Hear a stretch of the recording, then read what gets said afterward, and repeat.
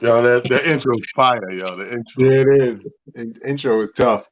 I'm sitting What here up? like I'm What up? watching TV. I'm like this.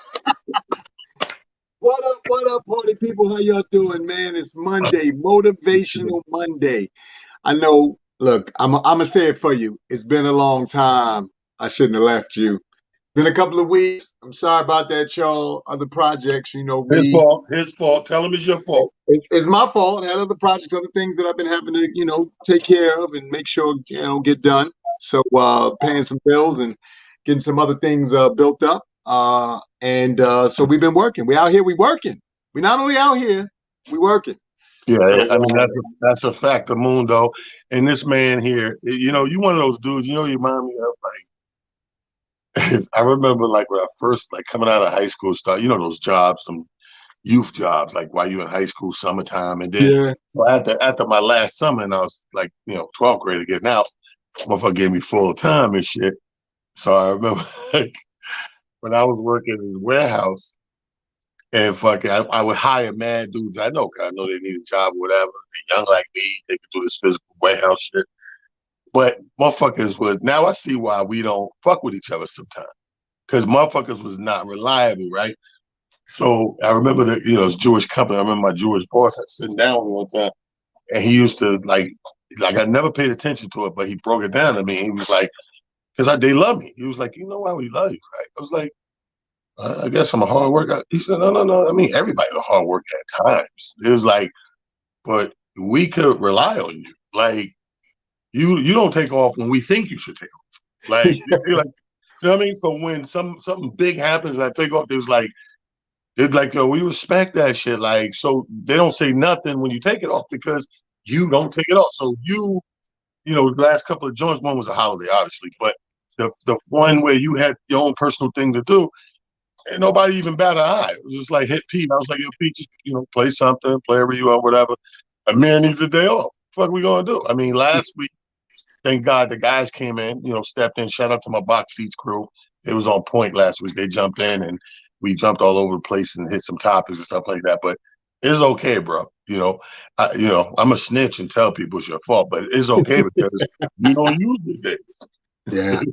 That's Yep. what remind me of though. When I first started working, the guy was like, "You know what we like about you, man? Like you don't care. Like we be telling you to take off. You don't even take off what we think you should take off. But you know what they do is they make up for that, like Christmas bonus, that extra check. Uh-huh. Always love. Yeah. There is something to be said, in Motivational Monday for being reliable. There's something to be said for showing up. Yeah, Those two things kind of go hand in hand. And, I know that in theory, we all do a great job of usually shouting each other out and, things of that magnitude. But before we jump into all of that stuff, first and foremost, let me say this and reiterate this again. I am Amir Saley, aka A Rock Saley on Instagram. And that gentleman over there is the one and only talent. Y'all know him from just about everything you could think of, especially in the comedy world. He's celebrating 30 years in the game this year. That recognize. is that is something to be said again for just staying the course. A lot of times we get involved in things, we jump in and out, we're all over the place. This man has not only laid the foundation, but he's become a heck of a mentor and one of the really good guys. It's amazing when you speak to other people who not only speak amazingly about this guy and my co-host. So before we get into everything, we always like to start off by finding out how each other's weekend was. So King, how was the weekend? Bruh, I think I was on here a couple weeks ago with you and I said that was the best weekend in a long time. This weekend topped that weekend. Bruh, I did 5 shows in 3 days, right? Friday, Saturday, Sunday. 5 shows, uh, 4 different places. Bruh, when I tell you, I didn't even know it was possible that each show was better and better and better, like 5 times. You know what I mean? So I ended off last night. The last one was in Trenton. You know what I mean? And I was just like, I was overwhelmed because there were 2 of those shows. You know how you start you've been running, so your battery, you feel the fatigue starting to come in, and it's like that fourth quarter, 1 minute left, ain't nobody got nothing left. somehow you got to take the shot. So I'm feeling that twice this week. I felt it Friday night, the very first show, because Uh-huh. that's our own fault though. We was hanging hard Thursday, right? So nobody fault but the bottle of liquor. So that one was from that shit. I already know that. But then rested up Saturday, felt great. Hit Delaware, hit Philly back to back, was great. You know what I mean? And then Sunday, same thing. Had to go to shout out to my comedy after brunch in West Orange, South Valley Barbecue. Went there, boom, 2:30. Got done with that. Ate a little, what is it, blackened salmon salad, and Nice. me and my man Breakout jumped on the road. Shot an hour out to Trenton. Did that joint, bro. When I tell you, all these shows are fantastic and just real good. Like motivate. Each one motivated me for the next one. That's why it is like Nice. great to talk about today, because to me, motivating me is things going right. When things go right and is in a natural chemical balance or organic balance, that's the best space to be in, bro. Like I had a Yes. good conversations with people, like, and I found myself really almost like a motivational speaker at times, because you'd be surprised a lot of people are not tapped into themselves. Yes. So when I start talking that shit about how I had to find my personal happy bubble and space, and then when nobody fucking that up and blah blah blah, people was like, "Yo, I gotta get there." I'm like, "How are you not? We It, 50, 45, 55. Like, how are you not there now?" Like, I can understand when we're young, because when we're young, you just running. You ain't thinking, you running. But when you get older and you open your ear to your brain up and you start paying attention to more shit, how could you not? Like from 35 to me, I don't know what number. I could pick a number for me that uh, I started to fucking wake up and wise up. Zone in. You Yeah. know what I mean? Yeah, and focus. 35 was my number. Like Yeah. 35. Not that I was doing bad, but 35 But was kind of ethnic, fucking like I'm locked in on everything. That fucking sniper. I'm locked in. yeah. So that was me. I'm motivated by my weekend. How was your weekend, bro? Weekend was good. Weekend was good. It was quiet, and then actually something out of the blue came up. A cat that I had known from the drinking hole that I hang out with, Glenroy's up in the Bronx. He was getting married this weekend, so we hung out on Thursday, and he was like, "Yo, you gonna come to my wedding?" And I was like, "Bruh, it's last minute. I don't know." He was like, "Man, come on, I know you got something in the closet." I said, "Bruh, you gotta tell me stuff way ahead of time." He's like, he said, "Not you, bro. I know you always keep something in the chamber." So I said, "All right, I'm gonna come." He had a nice early wedding. It was 11 in the morning, so I had to rush up to the Bronx. He ended up getting married. He and his lovely wife got married at church up in Mount Vernon. And then they had their reception at that something hall that's right on the drive on the Macedonia. side. Yeah, Yeah. uh-huh. So they had their what you call it there. What was motivating about this though is two things. So first off, me and the gentleman have known each other, a little over 2 years now, and we talk sports all the time, basketball, football, whatever, whatever. But you sometimes until you really start speaking to people, you don't really know them. So this particular Saturday morning, we happen to really be talking, and he's telling me, Amir, I used to do this. I was a ref for this many years, and I'm ref in these arenas and this, that, and the third. And I was like, so I'm looking at him like, I know this dude from somewhere. So just so happened, I brought up my brother, and he was like, "Wait a minute, Malik Sealy's your brother?" And I was like, "Yeah." He was like, "Yo," he said, "Amir, I promise you, all the time, the last 2 years I've been talking to you," he said, "I never put that together." He said, "And I've heard you talk, but he said, I know you talk sports like so. I be listening like, yo, this dude know what he talking about." He said, "But I never put together the whole thing of you, and your brother." So I said, "Yeah." He said, "Yo, I've refed your tournament." So I said, "That's where I know you from." I said, and then I started naming tournaments. He's like, "Yeah, man, I ref that too." I said, "I know, I remember your face now." So we laughing about it and whatnot. And then, like I said, he had a really dope wedding. And the best part, though, bar everything else, was his speech or his prayer at the reception. So we get there. They dressed the hall up really nice. Blue and white was the colors. And Right. everything's good, plenty of food. Everybody's, starving. So everybody's like, "Yo, I wish they hurry up." They get there.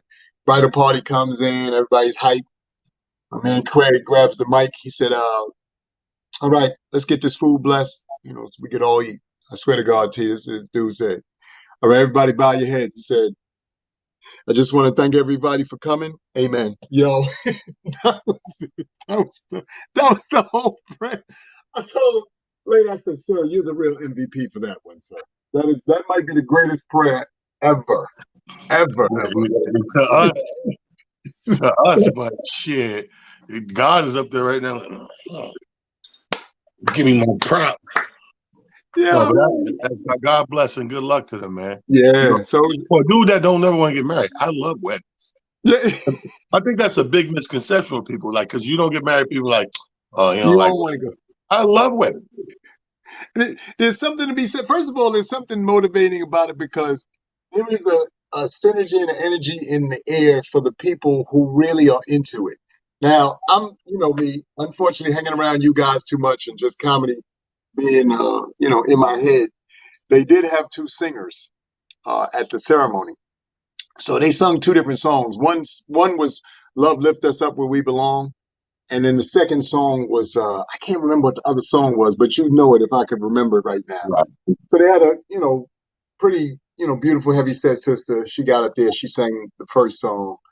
She was up there looking like Kelly Sale Price. So that was hilarious. And then the other dude, he was short and fair skinned brother. He had the bald head and everything. He looked like Peabody Bryson, not Peabo, but Peabody. And the two of them, did what they could do. It was something. I was like, this is why you gotta love church too, because I saw the pregame, like they were pregaming before the ceremony started. So I'm sitting in the pew like, y'all practicing this like 2 seconds before. Oh Lord, this is gonna be good. This gonna be so. Yeah, that's hilarious. Hold up. Speaking of pregame, let me throw this little fun fact out there that I just read today. So these stats come out today about this funny because it's about drinking, and you went like this. About drinking, right? The misconception of drinking that the biggest misconception of drinkers is the weekend drinker. So what the survey comes out and is saying now, after studying this for years, people over the age of 30 that think that, oh, I don't, I ain't got no, I'm gonna be all right. I'm drinking safely because I only drink on the weekends. I don't drink during the week.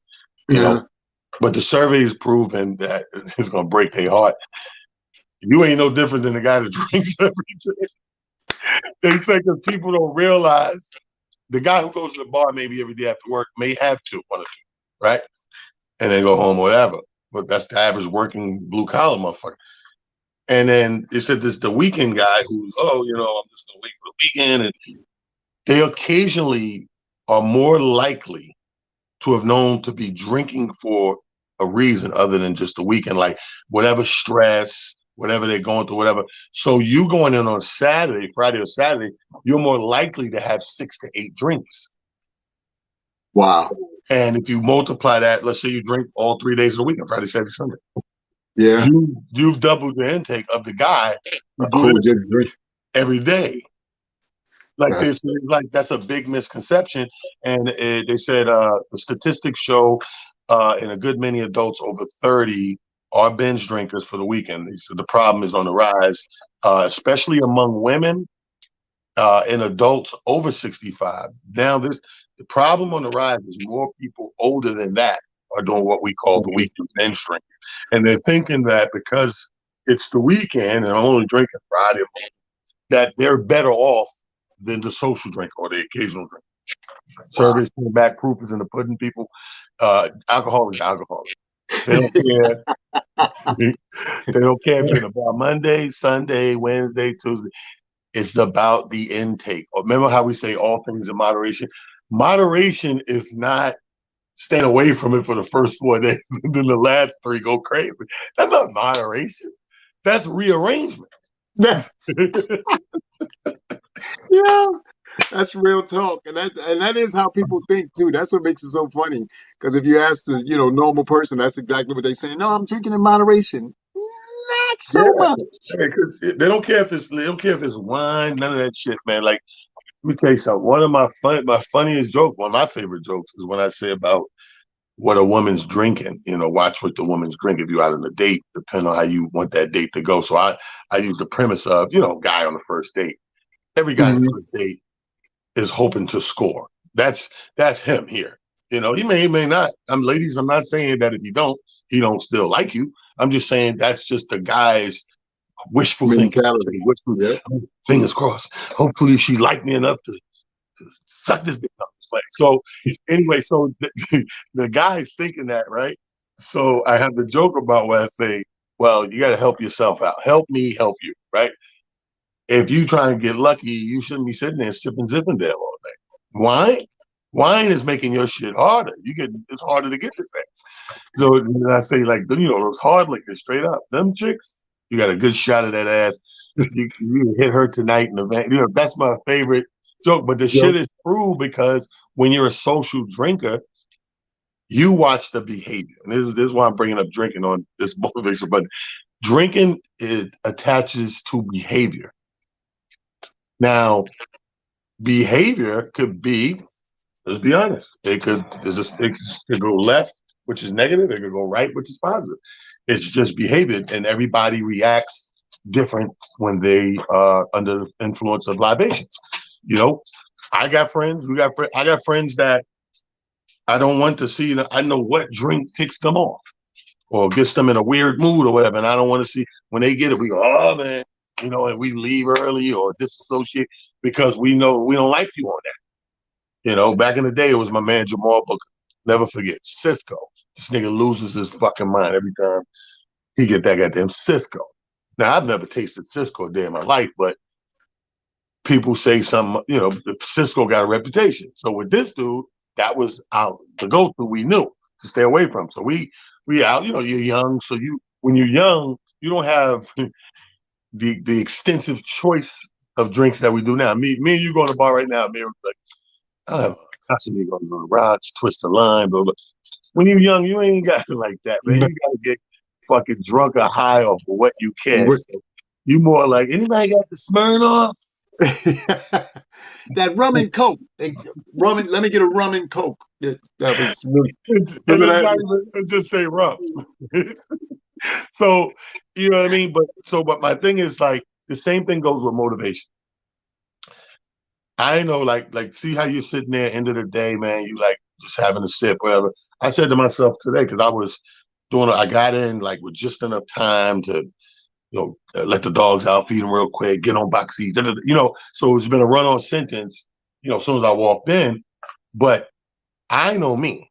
I know that I motivate my mental or stimulate, whichever way you want to look at it, and my thought process. And when I sip slowly and just socially drinking, and my inhibitions are dropping, this is the noodles spinning faster. Whether it's sitting in the bar and picking up on everything, or whether it's replaying, because the new thing I do now is like a coach of the NBA. After I do a good show, bad show, whatever, as long as I do a show, at some point I'm going to come back and look at the tape up here. I don't even have to look at it again on the actual tape. I go back up here, and I know the parts that I didn't hit the way I wanted to hit. I know the things that I didn't convey the message I really meant to. You know what I mean? You pick it Yeah. apart, Hmm. and the same thing for the good stuff. You're like, oh man, I came up with this thing, and I came up with blah blah blah. Like I came up with 3 things, man, over this weekend that Joe Claire and I were riding in the car sometime, like 2 or 3 different occasions, and we were just coming up with shit like, oh man, you put this with that, and when you said that, and we wrote 3 bits like in the car, just 3 separate times. It was crazy. But I know that when I sit down and I socially drink, I'm way more productive than I'm gonna be like if we're out and we're just throwing them back and getting shit faced and fucked up. It's your birthday, it's my birthday, it's somebody's birthday. That's the exception to the rule. But just on a social drinking tip, like all things in moderation, this shit made me laugh when the survey came out because I know people that think they better than me drink wise because no, I don't drink during the week. Drink And on the and, weekend. and to an extent, I'm one of the niggas like I have a problem, and I don't do it for the same reason, but I have a problem just mentally drinking a lot of time during the day. Yeah. Yeah. I gotta be away. I gotta be fully, I don't know, vacated, relaxed. Like I'm not no work, nothing to do. It's just like corn liquor, right? I know for a fact I like corn liquor. But I also know corn liquor is like a liquid edible. Once I drink that shit, I'm stuck. You, You can't ask me to do a goddamn thing important. I'm gonna fuck it up. So I that, stay yeah, motivated and I drink. So women, a lot of women like to calm their nerves with wine, right? And I know women that say that it stimulates the mental and they get to calmly think about things and put certain things in perspective. And they come up with the epiphanies and all that. That's rum for me. Rum is my wine. Rum is okay, that liquor that I could. That's really the only liquor I think I can. Rum and brandy is the only liquor I will ever drink with some color to it. gotcha. I mean, so I can drink clear rum or dark rum. It doesn't matter. It has the same effect on me. It's just a real mellow wine effect on me, and you get to thinking, and you Yeah. know to thinking. So, who knew liquor can be a motivator? Motivating. Yeah. Well, you know what? I mean, again, that's the cool thing about anything and everything in this world. There are things about it that could, like you said, go either way. They can go to motivation or they can go, down a dark path. The choice is yours, to be honest with you. And I think that, as a collective, that's something that we have to probably get a better handle of. Singularly, it is what it is because you got, like you said, you got your friends who, once they get certain alcohol in them, they start Right, acting a right. specific way. They start doing specific things. You're like, oh, wait a minute, this is not what we're gonna do tonight. We're not gonna put ourselves in this kind of position and make things crazy and make ourselves nuts and all that stuff. So I totally agree with you. It's just interesting, like you said, that you find out now that the weekend Like this, drinker is just as crazy as the weekly drinker, dude. and I'm everybody. think I'm trying to work on a bit. I don't know how long it's going to take, but I'm in my brain. I'm working on a bit about we don't know. We really don't know shit because Yeah, hundreds of things that's been in place for hundreds of years, week by week, we're finding out it's fucked up. We got to change. But this is what yo, these people, the powers that be, that were supposed to know that was getting paid the big bucks, and they put all these rules together and tell you don't do this, you need to do that. And that. This shit is half this shit is flipped on its side. The survey that I'm talking about is from the National Institute of Alcohol Abuse and Alcoholism. So they do all the studies, right? And it's funny because another piece that comes out of the study: women are especially sensitive to the effects of alcohol more than men. Alcohol related problems appear sooner and at a lower drinking level than in men. Now, this is from the NIA, the National Institute for Alcohol Abuse. Listen to what they said there. Women are especially sensitive to the effects of alcohol. Alcohol related problems appear sooner and at a lower drinking level than in men. Women are core susceptible to alcohol related brain damage and heart disease than men as well. And the studies show women who have one drink a day increase their risk of breast cancer by 5% to 9% oh my goodness, wow, compared to the women who abstain from it. So wow. here's my thing. Again, this is all new shit. Like, bro, something simple, something simple like milk. We grew up on fucking milk, bro. We sure enough did. Milk was in the food groups and everything. Milk is the devil now. These things are Facts. telling you stay a fuck away. It really Stay is. away. It's crazy. Like I, I'd say this, about everything. To your exact point, so much of the things that we have grown to know and love on, various levels and in various aspects of our lives, we're finding out that one, some of them are detrimental, but more importantly, obviously there is definitely modifications and things that need to happen in order to bring the ideology or bring whatever it is to the forefront of where we are now. And I'm not sure. It's funny that you said that, part of your thing that you do is play back, your shows, meaning, everything that's happening in your shows and how they've happened. And I think if more people did that just with their regular life, you just Ooh. play back, the things that you go through, the way things unfolded, Crazy. how you may or may not have responded to something, you'd find that as you do that more, you'd be better prepared not only for things to come, but you'd also put yourself in a space where now you don't find yourself possibly repeating some of those same movements because now you've seen the movie. You're like, you know what? I've seen this movie. I know how this ends. So let me pick a different ending. Let me write a different ending. Because in all fairness, we say this all the time, especially on Motivational Monday. You're the author of your own show. I know people, like I said, sometimes don't believe that, but I always challenge people to really think about a lot of the things that you've done and or said, and then watch how your life has moved based off of those things. When you spend a predominant amount of your time where maybe negativity takes over your constant train of thought and your constant overall energy, you tend to find yourself in negative situations or things happening constantly that don't feel good or have you like, off kill. But the moment to something that you said a little bit earlier, where you find your happy bubble, you figure out what it is that really triggers you to be in the best space and the best energy possible. You start moving through stuff almost damn near like you are a Jedi Knight, or like you're somebody who, truly is in the future Right. because you're, now it's from a cerebral standpoint.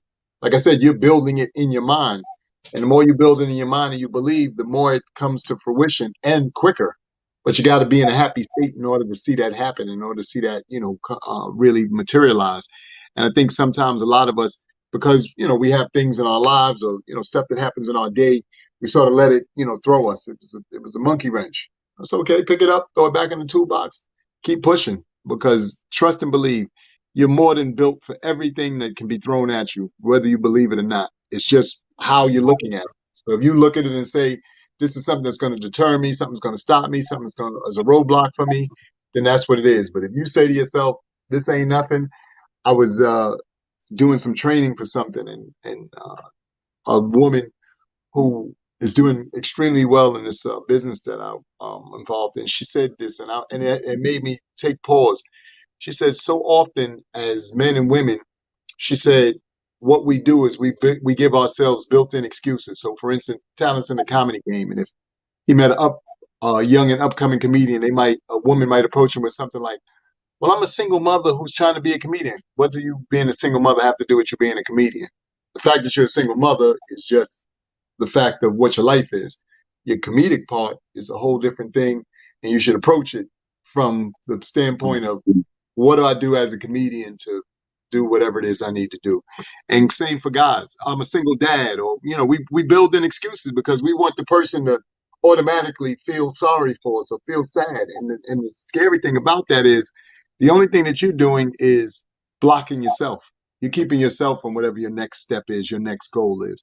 Because the more you say those kinds of things, then the more you react to the negative and the built-in excuse that you have versus just saying to yourself, like I said, I'm a comic.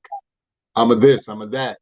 And I'm looking to, move to this next space. I was watching, been watching some lives here and there because I'm enjoying just watching the growth of some of your comrades. Christine, watch a lot of her lives. I watched Natasha Face when she, jumps on, and certain other comedians.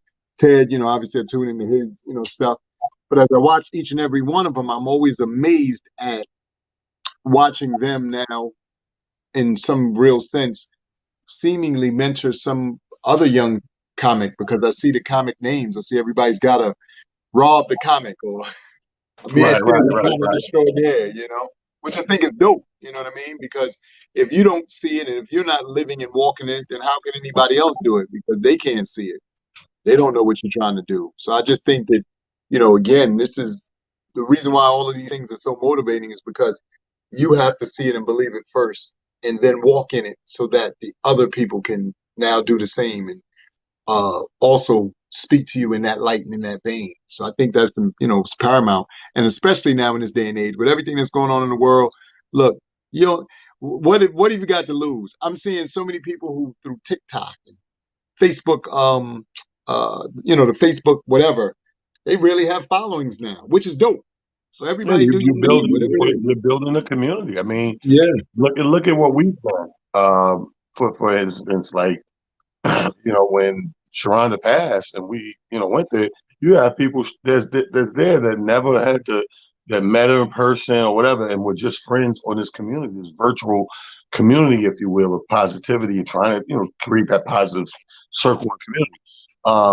Shout out to Box Seats, my guys on Box Seats today. If you missed it, Dave the Business Bully, Mike Sean, Rodney Perry was out today, but Frank was in there. Frank Holder was in there, Fig Man, and myself. And they brought up, because I forgot we were talking about movies for a second, and they brought up the movie on Netflix right now, Hustle. Okay. You know, I do recommend it for people to see. Very motivating. Okay. Um, I have to and check it out. they did a great job from the storyline to the message in there of the hustle. Like you got to believe in yourself. One thing this guy did, and this is hard for people. You have to believe in yourself. When I talk about that happy bubble, it's just not being in a place of being happy.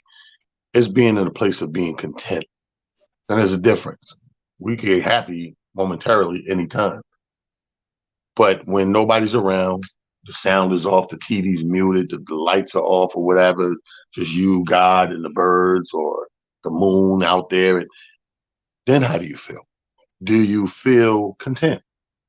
Because, you know, it's not a moment of happy. Happy is a description of a certain feeling like that comes and goes, whatever. But content is the overall happiness because you're content. You feel like, okay, I'm in a space that I want to be in. I work very hard to get into this space. You know what I'm saying? So that movie, Hustle, is the storyline so dope that there's a few things in there to show you people who have this growing aspiration to be whatever it is they want to be, and they're willing to do whatever the fuck they got to do to get there to the point of like how many of you motherfuckers I related to it because uh you know Adam Sandler's a scout for the Sixers, and you know the father who owns the team believes in him, makes him assistant coach. He's a scout, so to be the scouts don't want to do that job. They do that Yeah. job to get another job. Most scouts, they do scouting to get another position because as you get older, you're on the road, you miss, you got a family, you're fucked, blah blah blah. You always be eating fucked up food. They would much rather be sitting in office on phone calls, making that same couple hundred grand or whatever. So his goals and aspirations was that.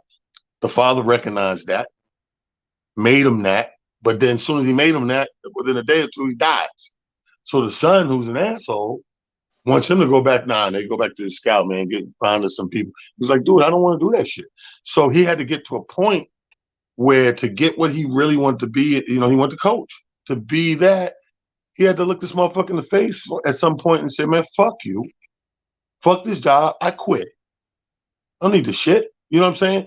And that's hard to do. Not that every time you go do something else, when you leave this thing, it don't have to end abruptly or negative or anything like that. When I left my job, there was nothing negative about it. You know, I just knew I had to make a physical decision because I couldn't physically keep both things up. The hours I kept to get up to go to work to the regular job, and in the comedy, they caught up. It only took one fucking year for it to catch up and bang into you like, nigga, you one person. Which one you gonna do? Yeah. So Yeah. I didn't go in there and curse my boss out. And it was great to me for the years I was there. So I regret to inform you, I feel in my gut, this is my calling and I have to follow it. I feel like God put this shit on the porch. Like, you know what I mean? The old baby on the porch in the basket. You gotta take care of that baby. You can't Yeah. close your door back. Who gonna open their door, see a baby in the basket on the step and close the door back? Yeah. No, so so I felt this is what I felt, you know, in my heart of hearts. So I just wanted to take a second to recommend that flick. You ain't got to go to the movies. It's on Netflix. It just came out. It's called Hustle. Adam Sandler, a lot of, you know, what I really loved about it is all the NBA appearances. Like everybody, when you see everybody's in there and you see that it was actually a great fucking job, you're like, everybody did a good job and held it up. But anyway, okay. check it out, Netflix, Hustle. Back to this topic. So let me get back to the study, right? Because there's more shit. Okay.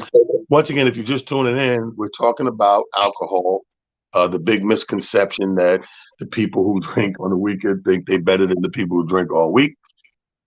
Not so. Now, didn't I tell you these people have been studying this? This is from the American, published by the American Journal of Preventative Medicine. And it's a midlife development study in the United States, which has been following a national sample of Americans from the age of 25 to 74. Get this, since 95. Hmm. So this is a study in place since 1995. 85. Okay. All right. 24 to So 74. we're look under 3 years away from this being a 20-year study. Think Wow. about that. Wow. Think about That's 30 years study because 95, right? 30 years yep. study. You got 95, you got '05, you got 15. Yeah, 30. It's 26 and a half Yeah. or 27 and a Something half like years. that. Yeah. So this Wow. is a bona fide study, a real study, and it started from grouping people from age 25 to 74. Right now, they analyzed, let's say, 1,300 drinkers over 9 years a pop. They found that most cases of binge drinking and multiple alcohol problems occurred in the individuals who were average to moderate drinkers.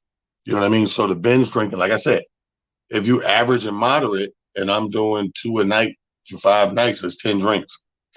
You come out on the weekend and do 4 on Friday and 10 on Saturday, you caught up. And they Yeah. saying because of the shorter period of time, it may be more damaging, especially into women. You know what I mean? Um, so I think that I don't like to take alcohol away because Lord knows kept us alive through the pandemic. Sure enough Lord did. knows alcohol kept us alive through the fucking pandemic. So I think that alcohol is a motivator, or if nothing else, a mental stimulator. Now, here's the thing, and I always thought this since the pandemic, because none of us knew, we didn't know what we know now. We learned a lot. We learned who is exactly essential workers. You know what I mean? We learned pressure bust pipes and Yeah. who of us, what pipes out there to keep going and which ones got busted and all that. We learn what we're made of, actually. And we learn who's your real friends, who fuck with you. Who don't? Yeah. So we learned a lot. It was a forced cram course, like a crash course in the shit. Now, check this out. And I always thought about this. Something like liquor, which end up being essential. Yeah. Sure enough did. We, End up you know, being essential. yeah. Now, and I'm gonna give you my theory. You tell me what you think. I'm thinking this. I think that, like I said, I take my rum for instance, how it mellows me out. Like liquor, if you got an angry mob and they get drunk, it kind of half the time soothes the savage beast, if you will. So this is a big thing that most people that was alive never been through, are thinking it's the end of the world in the beginning. Oh, they losing their mind. They about to fall, rip unstable, and your governors and your senators and your president, everybody say, you know what? Leave the liquor stores open. That shit's essential. And it kept motherfuckers from being what it could have been. I think that's what I think. And I'm like, I'm not mad at that. I didn't argue with that shit because I'm like, can you imagine? I mean, I Yeah. know everybody got a little taste in their house, a couple of beers, whatever. But imagine if, because the pandemic went for a minute. So imagine if you couldn't get no more. So when you ran out of a little bit of supply you had, where was your headspace going to You know what's so crazy? It's funny because you make a valid point, especially when you look at it from that perspective. Uh, Amazingly enough, just in general, I'm not sure if uh, everybody falls under that category, only because we do have some people who, for whatever reason, alcohol, as they say, becomes a truth serum. And in some cases, it gives, puts a battery in people's back, and they tend to believe that in an inebriated state, they're stronger, bigger, faster, and all these other things. And we all know, just based off of some of the really fun videos that we see out here now, whether they're on TikTok or whether they're on Facebook or whatever other mediums are out here, sometimes being buzzed is not always the greatest thing in the world to be. go? Because your reaction time and stuff that's playing in your head in real time is like in super slow mo in real time. So it's kind of funny. I saw I saw somebody put up a video of I guess it was street racing, and these dudes was racing and they slammed into a curb, and one of the dudes was in the trunk of the car. So when it slammed and hit the curb, the dude popped out the trunk and the car just kept on going. I said, "What in the street racing foolishness is going on here? Like, sir, what were you thinking? Like, how and why did you even think that was a good idea? First of all, to be in the trunk and y'all street racing. He probably was back there with a camera. I'm a filmer, bruh. That's a no go. That's a He see got what the and that's what he I got mean. the That's what I said. GoPro. Sometimes the drinking could be a good thing, but sometimes it could be a bad thing, depending on the foolishness in which your head spins the story. You like that was the whole story for you. You really Yeah. thought that was a great idea, you know? But that's everything in life. Everything Yes, is yes, there's a line. So yes. like the woman out there that loves that hardcore fuck, sexy as shit talk. Oh yeah, girl, fucking knock niggas out. That's sexy all the way up until you the nigga he knocking out. Knockout. Facts. It's all sexy until that first left hook And then make you you take a realize, fucking couple of days off of work. You still love this stuff? yeah, you got that. It's so funny. It's the same for all. Like you said, again, it's about perspective. Oh, he's too soft. This, that, the third. Okay, making some decent money. He's taking care of you. He's making sure you good, or whatever the situation is, taken Right. care of and handled. But he's just too soft for me. All right, like you said, you go out there, you get left hook Larry, and this nigga's out here just he's just out here swelling eyes, making cheekbones not And be what they're supposed to be. But you're all right with that. Yeah. ain't no, Okay. ain't no, ain't no motivating than that. That only Yeah. motivates you to get the fuck out of the house. You're Okay. like, yo, Cindy's hanging out a lot this week. Motivated, motherfucker. Yes.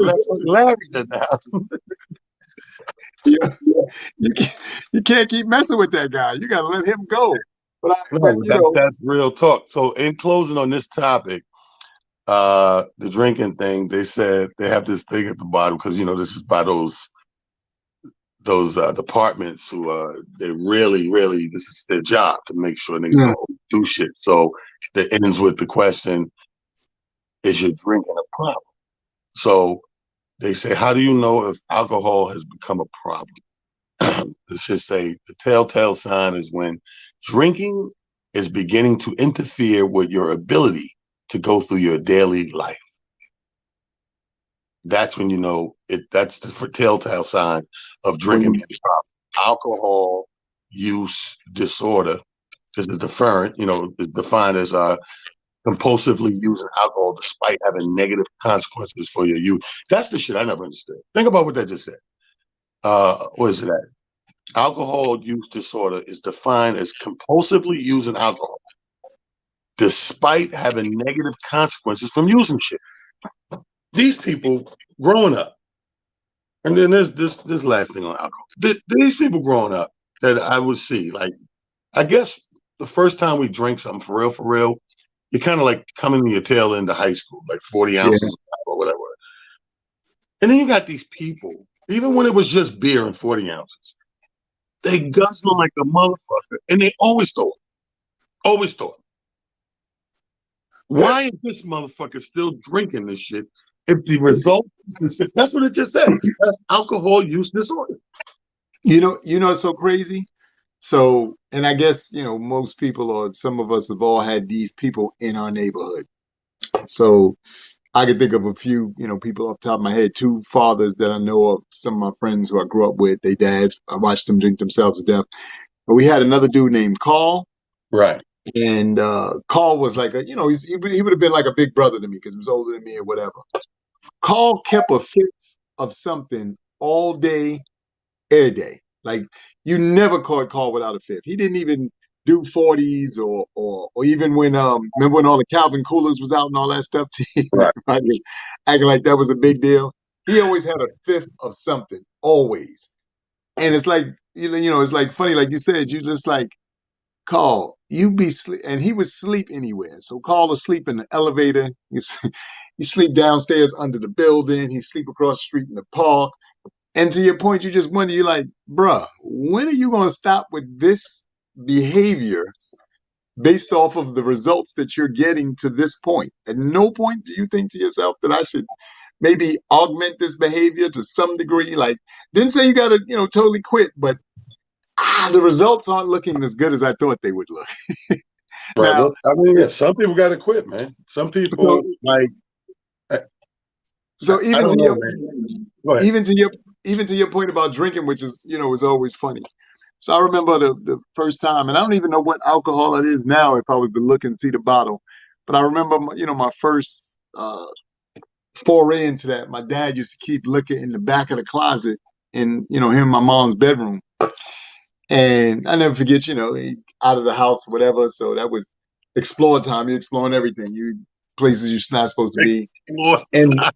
and the bottle and the bottle of the liquor was clear. And I just remember as a kid, you open it and it smells so strong. You're like, what the heck is this? And how and why would people drink this? Fast forward to where we are now. Hey, let me get the Casamigos, get some of that damn Tito. So we fast forward past all of that. You're like, you know what? This is my friend now. Like you said, it's become essential. I Right. can't get through my day and some of the foolishness without, this being a part of the mix. But it is amazing how, again, things evolve for you, things change as you move into different spaces and aspects of your life. And I just think that, again, to your point, hopefully we're learning or people are learning how to utilize alcohol in a beneficial way to themselves and hopefully not a situation that is proven to be not good for them, as far as using it. So, It's simple. yeah, It's very simple. It's very. I don't understand how an adult don't understand the consequences of how this works. It's very simple. When you are done doing the shit you need to do, you can have a drink. Don't do it in the middle of the shit you need to do. Don't do it before the shit you need to do. Don't bring it there. Don't bring it in there. Don't do it. Get the shit you need to get done normal first. And then when you clock out and take that break and say, you know what? Oh, I got it done today. It was a busy day, whatever, or I'm tired, or they wore me out today. We'll get a beer and we'll get a drink. That's what it's for, man. It's like if once you become like I know what it said on here about problems, but in my experience, and it's bad because I should know what I know, but in my experience, when you become that guy or girl in the bar or the club, and you're just throwing them back, and you're just trying to drown whatever the fuck is bothering you, whatever got you down, whatever got you stressed out, whatever your depression anchor is, whatever it is, you're just doing that to soak it and drown it. That's who you don't want to be. You know what I mean? yeah, The liquor should be a thing that you get around sporadically or, methodically. And you know what by the time I get in front of a beer and a drink, the hair's down pretty much. You know what I mean? I'm down, I'm off. And even if I'm working, like obviously people got a different kind of job than you, but when I'm working and I want to drink, even then I'm strategically sipping. doing, For yeah, another than when I told you, we on the boat and I got the bottle. When I got the yeah, bottle, it was because I knew I wasn't working. So once I knew, I'm like everybody else, my hair down. Let's get a bottle. Let's go. Fuck it. I yeah. don't give a fuck. Let's stagger off this bitch. You know what I mean? But that's how. But that's being responsible. I know they have a little Yeah, disclaimer on TV when you see, drink responsibly. But that's some real shit. Like you should drink responsibly. Like you don't have. Here's another thing about social drinkers versus the binger or the bar guy. There is no rule book that say anybody got to keep drinking yeah, till you yeah, fucking obliterate it. There is no fucking rule book. I don't know where people get this shit from. Like we be drinking and somebody gets just shit thing. What is it? White girl wasted? You know what I'm saying? Like why? yeah. I, You know, I don't understand. if you don't get too fucked up, maybe we go to the diner after the grilled I cheese. don't understand. I don't understand that either, T. I'm like, and especially now, like you said, I understood it. When you're young, we've all had to hug the porcelain, God, and be like, "Yeah, I'm never gonna do this again. I swear, God, just let me get through this." Yeah, you you sending out all kind of prayers. Yeah, look, I'm sorry, I didn't know it's gonna end like this. All of that, How many and times do then you think God heard this shit? yeah, Like, yeah, okay, and yo, then you got to think about your to your exact point. Imagine how funny it is for him. He's sitting up there like, he got a mute button. He got a mute button to mute this shit. Never they come into it. Praise God. Fuck yeah, it's hilarious, yeah. And we've all been there, like you know, and multiple times, especially in your youth. It gets to a point that you just be like, but like I said, now even for birthday celebrations, people like, yo, you gotta get happy. No, I don't. I just need to get to nice, and then I'm good. I don't know what rule book y'all are reading from, but that one y'all need to update it. Apparently, nobody's updated this rule book. Y'all, you you still looking at the joint when you in your 20s. I'm first of all, I'm not in my 20s. Let's just keep it 1,000. And I don't know about you. I know me personally. The funny thing for me now is I'm somewhere between a 2 and 4 drink minimum anyway. To be honest with you, just in general. So when people start getting to the fifth and sixth drink, I'll be like, "What are we doing this for again? Like, what's the purpose? What are we that. doing? Like, I'm good. I trust and believe. I'm a stagger out of here as cool as I can." And I'm trying to make that not look too crazy. Yo, the drinking hole that I told you about, they was telling me. So Friday I was supposed to go, I didn't go. So they was like, "Man, you missed it." I said, "What happened?" They said, "Because they have teachers who come like every Thursday and Friday. There's a school around there. All these teachers come. Now the teachers being there getting hammered to you. And the funny thing about it is, until you started doing the joke about Man being, you know, a genius, I never really thought about it because I always just thought to myself, like, you know, teachers got a, you know, pretty simple thing. They, you know, they go, they teach the kids, whatever. But these teachers are stressed.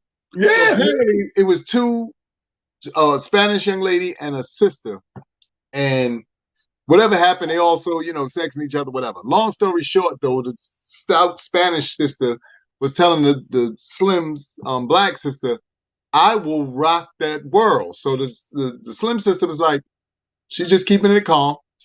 So they going at each other, whatever. They step outside and they drag the Spanish young lady back inside, like, you know, stop, you know, whatever, whatever. She's like, "Nah, get off me."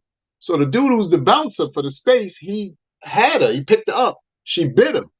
He said, "All right, let her go." She goes outside. They said the Slim sister squared up. She hit her with a, she hit her, what was the dude that fought the other night? What's the little short dude that fought the other night, T? I forgot the name. I know you're talking about. Javante. She hit it with the Javante Davis. Boom! They said this chick fell back. She jumped on top of it and just like boop, boop, boop, boop, boop, boop, boop, boop. They said, yo, when they was telling me the story, this Craig, the dude who got married, he said 10 minutes later, he said, yo, you had to see her walking back into the bar, calm as hell. He said, yo, she beat the drunk out of her. Yo, when I tell you I couldn't stop laughing, yo, I couldn't stop. Yo. I told him, I said, that's the greatest story ever. He said, the slim chick, because they said they thought this chick was going to get her because she was acting all irate and all this stuff. So the sister was kind of like, go ahead, you know, like, go ahead. She got outside. She said, "Jay hit it with the Devontae Davis. Boom!" She just fell down. She jumped up. Boom, boom, boom, boom, boom, boom, boom, boom. So she got up. She said, 10 minutes later. You know how they say that on the TikToks? 10 minutes later. So she came walking back in all calm, brushing her hair back. And why is she still in there? Like, Yeah, yo, T, that was the thing. They said, first of all, how did you do all of that, bite somebody, act all irate, only to get your ass whipped? You were supposed to leave immediately after that. Don't even go back in that, there. Here, yo, show my that's face like off. in the comedy world. When a comic goes on stage and bombs or get booed, like we all just expect them to go home. No, who's hanging out in that crowd? Like, what do I have to gain to hang out? Y'all just booed me, right? Why would I hang out here? Y'all already, you obviously don't like me.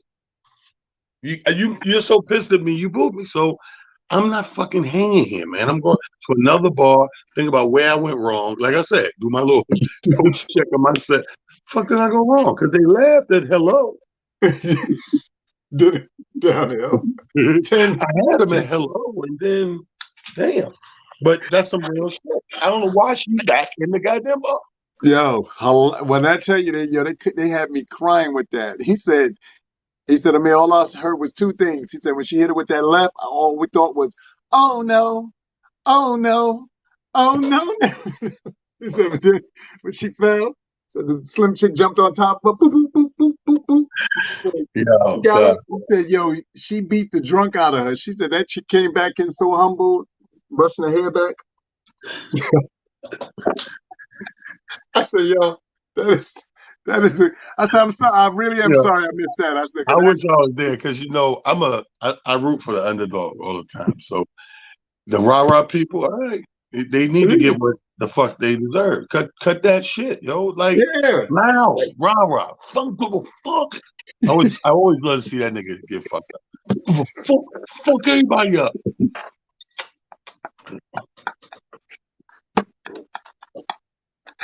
Yeah. Yeah, I Classic stuff. remember when speaking of getting fucked up, I remember when this girl, shout out to Lisa Ray from Nonstop Entertainment in Queens.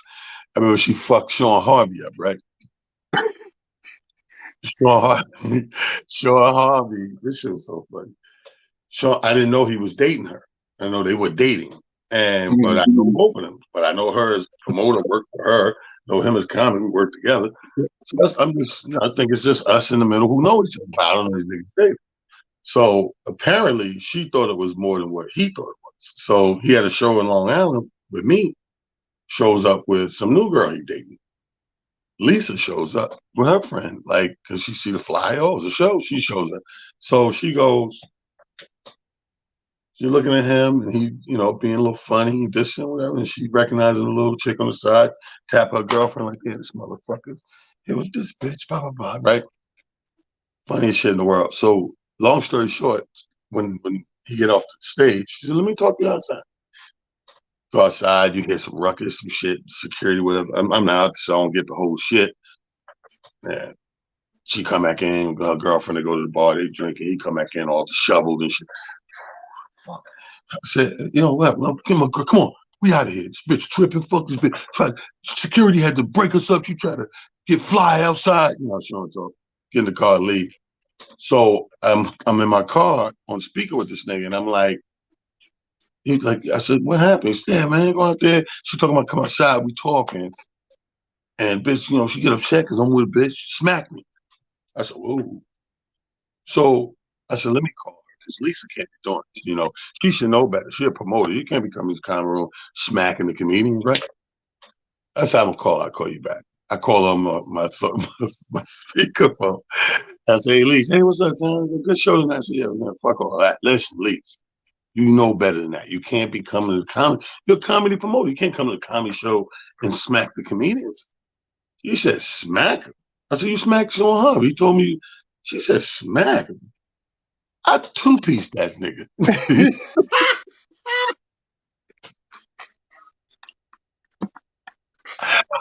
I said, hold on a second, I'll call you back.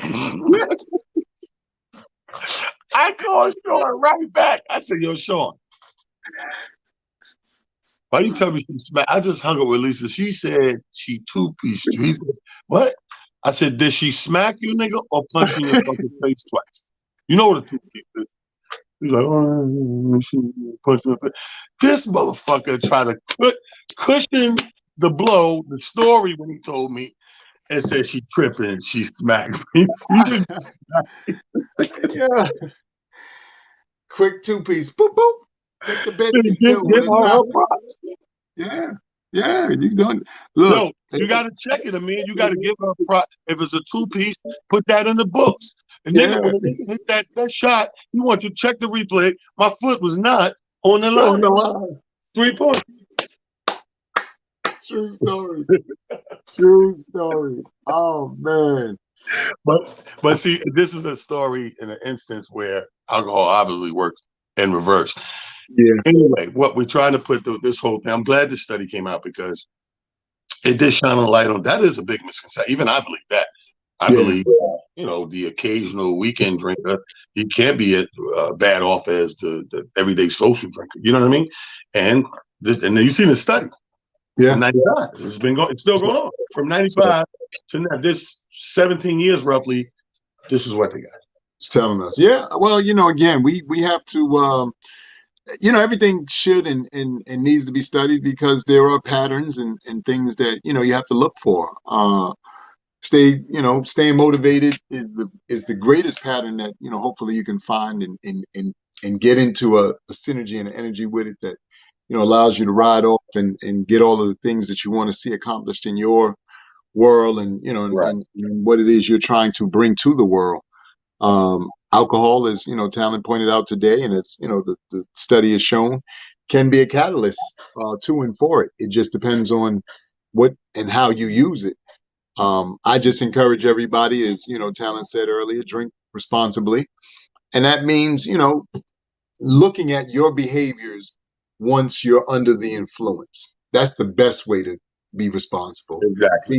See what ways you act, and please know the difference between your dark and your light liquors. Some of I was just y'all going are, to say that you because know, 'cause- your metabolism, that's the thing. Find out what works with your metabolism because, again, if it affects your mental to a level where it affects your daily life and how you go about your daily days in life, then yeah, you might not want to do that. And people, I can't say it enough. When we say drink responsibly, we just mean every time you drink, you don't have to get drunk. yeah, yeah, you really don't. You can get to just okay, or I look, like I like you what you might, said. I'm just trying to get to nice. yeah, just get the nice. That's a good place to be. Trust and believe. It doesn't go too far left. You like, all right, I feel nice. I'm good. I don't need more than this. And look, please do yourselves a favor too. Be okay with telling people no. It's okay. They, you peer pressure. You too old for that. You too old for peer pressure. I be crying when I see people fall into peer pressure. Yo, son, we too old for that. Stop it. Y'all know better. Way too old. We will. I'm just gonna wrap this up and say, as always, it's Motivational Monday. Let's kick this week off right. Everybody enjoy. I know summertime is kind of almost in full effect, I guess, or whatever. We Oh, can't it's, tell it's what this on. It's weather's on. doing. It's on. Okay. So everybody enjoy, drink responsibly, check up on one another. As I always tell y'all, just, it ain't don't take nothing to take a phone call, shoot a text message, see how somebody's doing, because you never know. Everybody is going through something. We all trying to do the best we can to make it through everything and anything. But it also, you know, requires a village and requires just you doing your part to ensure hopefully somebody else is doing better than they were yesterday. I, I tell each and every one of y'all, I love y'all. I thank y'all for tuning in every week. And, this new community, like Talon said, we built a new family in this pandemic. And I appreciate and love each and every one of you for always, showing the love and support that you've shown to this point. So I thank you. Peace, everybody. Peace, King. Peace.